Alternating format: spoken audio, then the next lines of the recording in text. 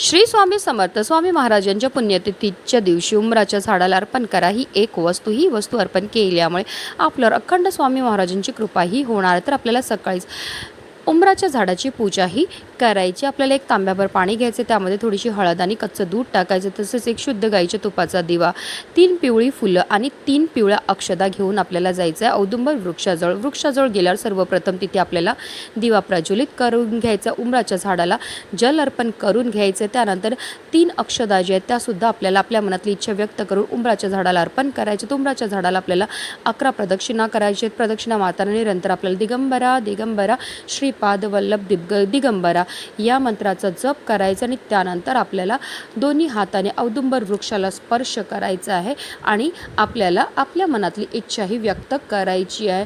स्वामी महाराजांच्या पुण्यतिथीच्या दिवशी ही उंबराच्या झाडाची सेवा करण्याला विशेष महत्त्व हे दिलं जातं.